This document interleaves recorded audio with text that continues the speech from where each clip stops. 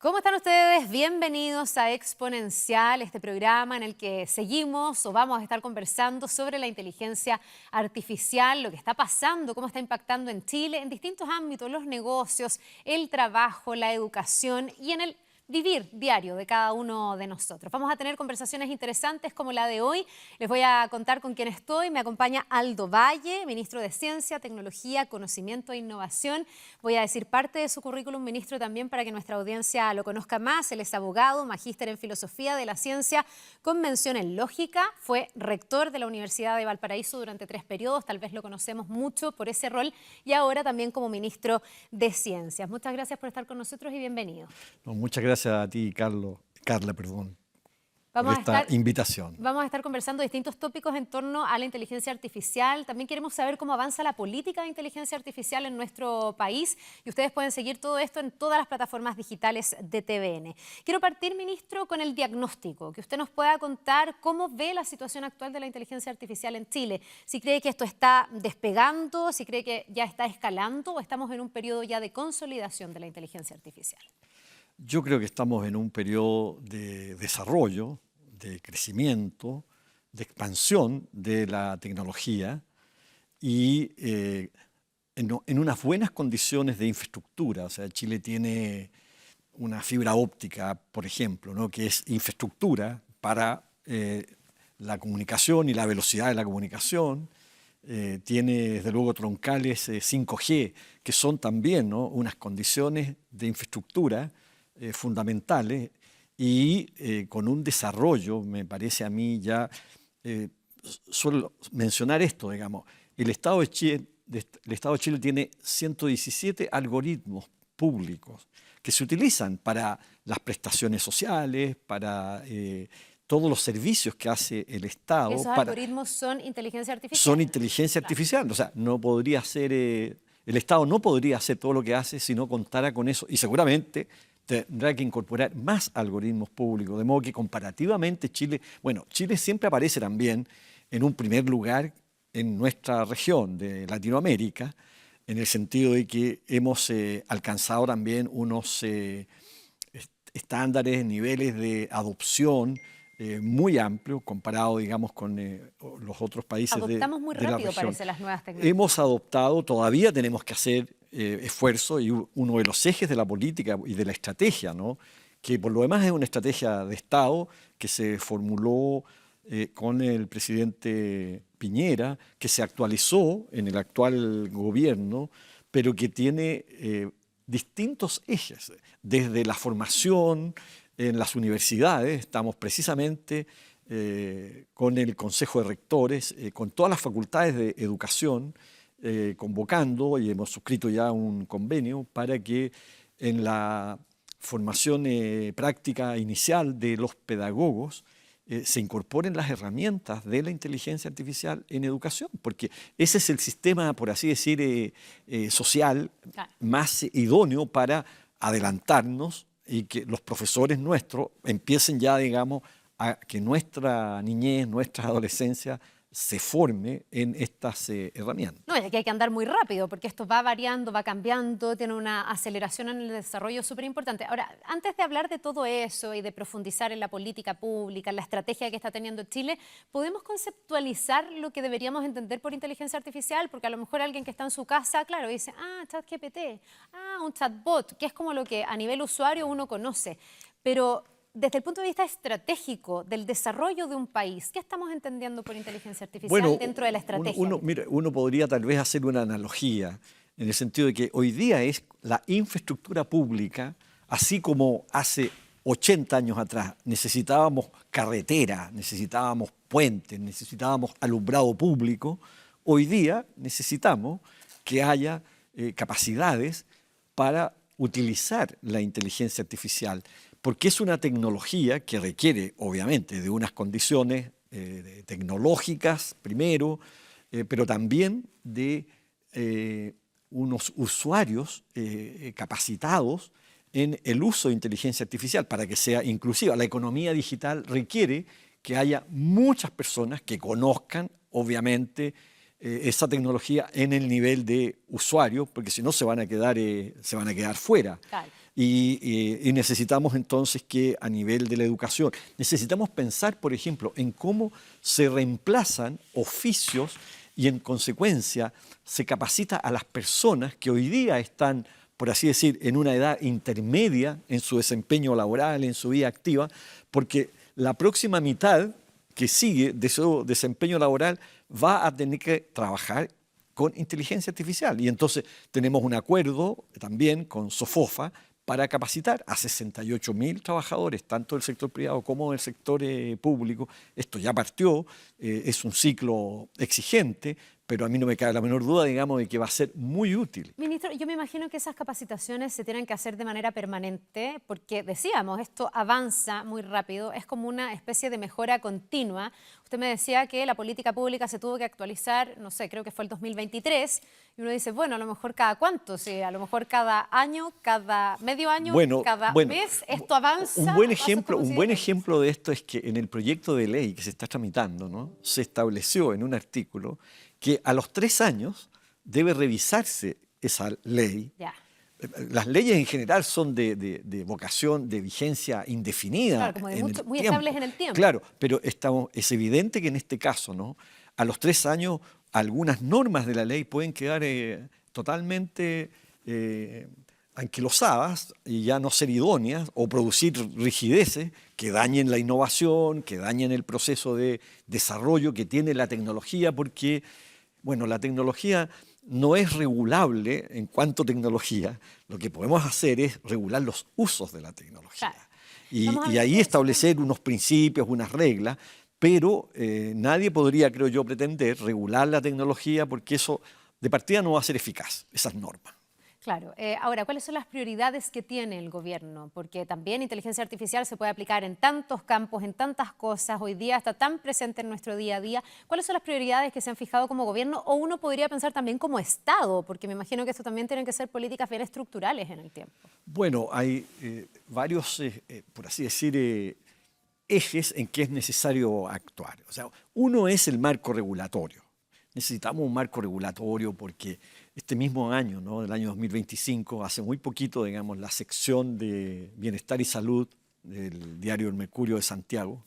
Yo digo el Mercurio de Santiago porque yo también conozco uno que es el Mercurio de Valparaíso, sí, que dice que el año 2025 fue un año de mucho cuestionamiento de las plataformas digitales, básicamente por, bueno, tú hacías referencia a los chatbots, a estas formas de conversación simulada, ¿no?, que producen a veces efectos irreparables en adolescentes, Hemos tenido casos de niños que se quitan la vida, en el fondo, alentados por esta. Claro, y que han dado lugar entonces a que en Estados Unidos hoy día muchos estados estén, digamos, introduciendo regulaciones que no se había pensado antes. Claro. El propio Congreso de Estados Unidos está tramitando hoy día un conjunto de normas para establecer unos límites. Australia ha establecido, digamos, una prohibición para menores de 16 años en el acceso a redes sociales y usos de herramientas de inteligencia artificial. Y entonces es obvio. Ahora, el proyecto de ley no es fácil de hacer avanzar porque hay perspectivas distintas, hay también desconfianzas, a veces hay contingencias que no ayudan. Una contingencia electoral como la que vivimos claro, afectó, creo yo, la tramitación de este proyecto de ley, pero yo no tengo duda, digamos, de que el Congreso y las nuevas autoridades van a continuar con ese proyecto de ley para establecer los equilibrios que se necesitan, porque obviamente una regulación no puede frenar ni sofocar la innovación, pero a su vez hay unas personas que pueden ser muy vulnerables si no hay control de las plataformas digitales. Ya, y por tanto, esa protección está dentro de las prioridades del gobierno del Estado. En el fondo, aquí está la protección de los datos personales y otras protecciones más, además el uso responsable y ético de la inteligencia artificial. Eso es lo concreto, en el fondo, desde el Estado, desde el gobierno de turno. ¿En qué se traduce? Bueno, se traduce en que haya unas restricciones, unos principios, que los algoritmos, por ejemplo, sean explicables, digamos, que no sean misteriosos para el Estado, ¿no?, para la sociedad. La regulación no puede, por así decir, proteger a los algoritmos en vez de proteger la privacidad, la dignidad, la identidad de las personas. la intimidad moral de la adolescencia. La adolescencia y la niñez son muy vulnerables y el Estado y la ley y el derecho. Y tiene que ser a través del derecho, porque siempre la ley lo que hace es que fija una certeza, fija unos límites. Desde luego a la industria, pero le dice en qué consiste, ¿no? Y le dice, estos usos no están, le dice antes. De modo que no es la autoridad administrativa la que en algún momento va a sancionar algún uso porque se le ocurre, no, porque la ley lo dice. Entonces es muy sano, digamos, que tengamos un marco regulatorio que concilie bien, digo yo, la protección de garantías fundamentales con el desarrollo que tiene esta industria y que va a seguir teniendo, porque nadie puede, creo yo, hoy día decir que llegamos hasta aquí. Eso no va a ser así. No sabemos cuál es el techo de esto, o sea, puede seguir mucho más. Ahora, siempre se habla, los más como pesimistas de la inteligencia artificial hablan como de la deshumanización y los más optimistas dicen no, tiene que ser una herramienta que se pone al servicio de las personas, centrado en las personas. ¿Cómo se alcanza esa dimensión? Porque, claro, yo he preguntado harto desde la política, desde la política pública, desde el Estado, desde el gobierno, pero ¿qué pasa con las personas frente a la inteligencia artificial? ¿Qué tan necesario es tener un ciudadano que lo comprende, que sabe el lenguaje, que sabe cuándo se está utilizando inteligencia artificial y que sabe resguardar sus datos también? Porque a veces nuestros datos están súper expuestos. Bueno, yo celebro, no todo se puede hacer desde el Estado, no todo se puede hacer desde la ley, pero yo celebro exponencial, ¿ah? Que remarca las letras IA, digamos, ¿ah? Yo creo que hacen muy bien, digamos, y los medios de comunicación tienen aquí un rol también educativo, porque ayudan a comprender de qué se trata y de esa manera entonces hay una ciudadanía menos desprovista, en consecuencia, menos expuesta a la manipulación. ¿Por qué es posible la manipulación? Por intereses, por querer vender más, por querer tener un mercado asegurado. Entonces, el equilibrio, digamos, entre control y mercado totalmente desregulado, eso yo creo que hay que lograrlo a través de la legislación. Ese es el esfuerzo, digamos, que hay en esta ley. Se aprobó buena parte de la ley en la Cámara de Diputados, pero falta todavía incorporar algunas normas que no se aprobaron en la discusión final, en la votación final de la Cámara, y ahora va a iniciar su tramitación en el Senado, esa ley, y debiera ser ahora en el mes de enero. Ya, y eso va a ser una muy buena noticia, va a dejar más robusta esta política y esta estrategia que está teniendo Chile, que viene hace unos años, porque esto ha tenido como un consenso en el sentido de que hay que tomar este tema, que Chile tiene que estar al día y tratar de adelantarse a este fenómeno que va tan rápido. El Estado está haciendo un gran esfuerzo. Por ejemplo, ¿no? Hay un plan nacional de data center. Necesitamos muchos centros de datos, digamos, para tener, obviamente, esa capacidad de almacenar, pero a su vez de distribuir con la velocidad que necesita. Piense usted la cantidad de información que se requiere, digamos, de administrar, gestionar también necesitamos, digamos, estos centros de supercómputo, digamos, que significan todavía, digamos, alcanzar un nivel por sobre los centros de datos, que van a permitir, efectivamente, que desarrollemos, por ejemplo, el día de mañana, inteligencia artificial generativa, que pasemos a ser también de los países que no solo observan, que no solo se sirven, claro, sino que somos capaces de tener una autonomía y una soberanía tecnológica. Y entonces se va a crear un centro de supercómputo en la región de Valparaíso, otra acá en Santiago. Están universidades y empresas asociadas ahí. CENIA está haciendo, digamos, una gran labor, digamos, es un gran socio de la política pública, eso es en términos justos lo que está haciendo CENIA, para que el país logre llegar a tiempo. Ministro, nuevamente mirado desde el punto de vista de las personas, ¿cuánto riesgo puede haber de que se generen brechas? Hoy día tenemos internet en casi todo el país, pero todavía tenemos zonas que no tienen acceso a internet, donde las tecnologías son más esquivas. Si ya eso existe, ¿qué va a pasar cuando esa tecnología además es más avanzada? ¿No se puede profundizar la brecha? Eso por un lado. Y por otro, también quienes ven con más distancia o con menos entusiasmo la inteligencia artificial dicen que aquí se puede empezar a reemplazar el trabajo humano y ahí son necesarias algunas políticas de reconversión. ¿Qué se hace en estos dos sentidos para que las personas nos beneficiemos de la inteligencia artificial y no terminemos perjudicadas por la inteligencia artificial? Bueno, yo hacía referencia al inicio a este convenio que ya hay con las facultades de educación de las universidades del Consejo de Rectores, pero también con el acuerdo que está con el Ministerio del Trabajo, la SOFOFA y el Ministerio de Ciencia para capacitar a trabajadores que hoy día están en la administración pública o en el sector privado. Eso tiene que ser creciente porque corremos el riesgo también. Yo creo que en esto a veces hay juicios que son un poco apocalípticos. Yo creo que esto también va a generar un desarrollo económico, ¿no? Uno de los desafíos, digamos, es que este es un sector, la economía digital, que está creciendo en promedio mucho más que otros sectores de la economía. Entonces, también el Estado, la sociedad, tiene que decir, aquí hay entonces grandes oportunidades de desarrollo. Y no se puede tampoco, creo yo, poner en cuestión esas potencialidades que tiene la inteligencia artificial. Entonces, si capacitamos, bueno, va a haber muchas más personas en condiciones de irse a otro trabajo, de poder cumplir funciones donde se requiera, digamos, estas herramientas de la inteligencia artificial. Necesitamos, a su vez, ampliar la adopción, porque todavía hay sectores que están excluidos por distintas razones del uso de la inteligencia artificial.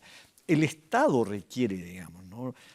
Los sectores productivos del mundo privado requieren, ahí tenemos brechas todavía.